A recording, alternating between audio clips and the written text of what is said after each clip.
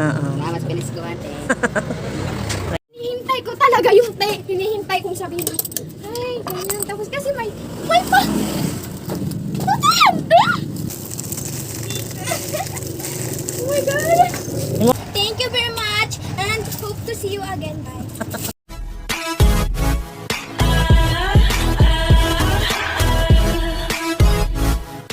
Morning. So, ang ano ngayon ay December 24.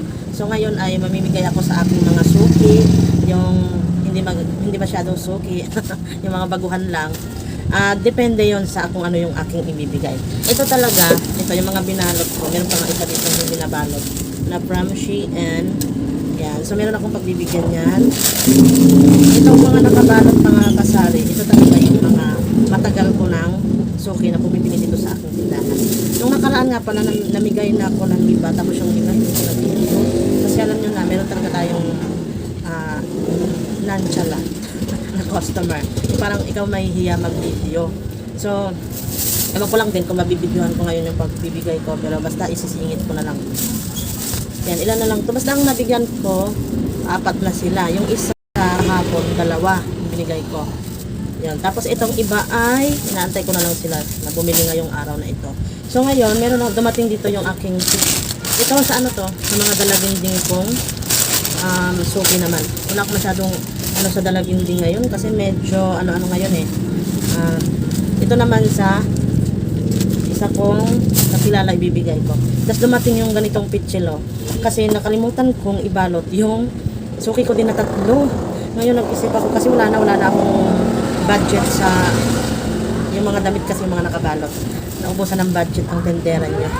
Kaya ang napili ko sa 3, ito na lang pitchel. Ay nako, ang ganda ng quality din. Tapos meron pa siyang 4 na baso. Ang mura ng po nito. Kung gusto niyo po nito ipang giveaway, ando doon po to sa aking TikTok shop. Nako, ang ganda ng quality. Hindi mo aakalain na ano lang to, 43 pesos. Ito, 43 ba o 89? Basta kalimutan ko eh. 89 pala, yung 43 pala, yung walang baso. Kasi meron doon, pitsi lang ganito. Wala siyang baso, so 43. Ang kinuha ko, yung with baso, para yung 89. Ang mura lang po. Diba? Ang kapal ng kanyang pagka-plastic. 3. Para ito doon sa aking, ano ba doon pa? Para ito doon sa 3 suki ko na nakalimutan kong balutan ng damit. Mas mahal pa nga ito. Ayan. Tapos alam nyo, bit na bit ko yung isa. Parang itatawil ko na lang yung isa kong suki. Parang tawil na lang. Ano tayo mga kakasari dahil may bumili. Alam nyo naman, uunahin syempre si customer. And then meron akong ipapakita sa inyo na idea na pang giveaway sa ating mga suki na mura lang. Maganda din yung quality. Ganon. Katulad nitong wallet na ito. 100 plus lang po ito pero 12 na siya ka piraso. Ganyan o. Ang cute kasi nito. Ayan, wallet siya. Tapos meron siyang borda na Philippines. Diba? Ayan. Ito yung aking i-giveaway naman sa mga dalaga. Kasi nung nakaraang pag-giveaway ko, medyo naka-focus dalaga at saka sa mga bata. Hindi ako naka-focus dun sa mga nanay nila. So ngayon, ang focus ko is yung mga nanay naman. Ito, sa mga dalaginding. Yan o. Ito yung aking ibibigay sa inyo na pang giveaway na ganyan, sa ating mga suki. Tapos kung hindi ka kontento dito sa mawalit na ito naman. Yung ating patawil naman na ganito. Ang cute, diba? Nakalagay siya sa ganito o. Kahit ano lang to 15 pesos pero ang ganda. Towel siya na dinaling pa shape na para siyang teddy bear.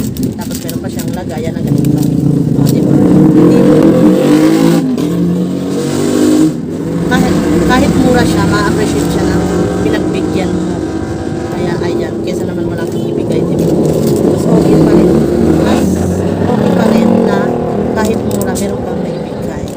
May ingay kasi ang dami dumadaan ng mga motor. Tapos yung motor ang ingay pa. Ayan o. Lalong-lalo na mga kasari kapag meron kayong paano ng mga pamilya nyo, yung parang mag-ano-ano sa table. Di ba uso na ngayon yung bring something pink. Ay yung parang bring pink, yung ganyan, yung mga kulay-kulay. Yung ganun. Kami magaganon kami ng pamilya ko eh. Uso ngayon na ginaganon sa lamesa, Kasi hindi naman importante kung mahal eh. Ang importante meron kang nabibigay.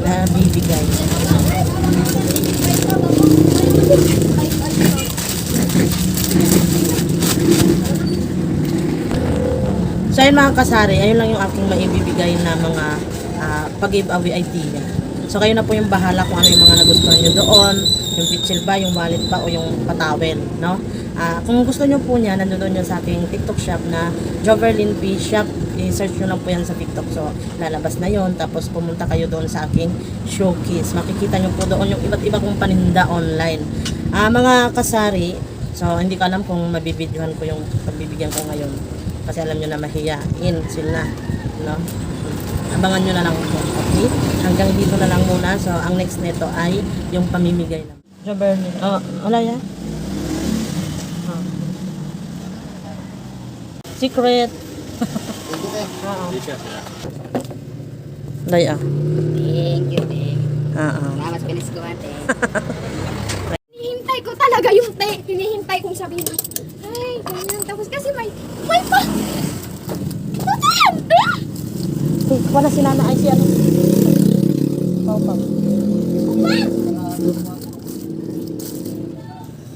Thank you very much! Sa'yo mo mama, yaman mo mama. Kanain mo day. Oh my God! Imo pang. Thank you! Thank you very much! Ano malabo ka mo day. Thank you. Thank you very much! And hope to see you again. Bye! Thank you pala, te. Namaste. Sige. Salamat. Sus naman yung Pinaskuhan. Sige. Salamat sa Ito na lang yung natira sa aking mga pag-giveaway sa aking mga suki. Yung iba pala, umuwi sa kanilang lugar. So, ito may pagbibigyan ako. Hindi ko na lang siya binalot kasi ganun din naman eh. Ayan na, may balot na. Nakasheshe na. So, ito, yung mga binata kong suki, wala pa, hindi ko pa nakikita. Tapos, ito ay 1, 2, 3 na lang pala ka. Yan, ganyan. 3 na lang. Wala eh. Nagbakasyon pala sila sa lugar nila.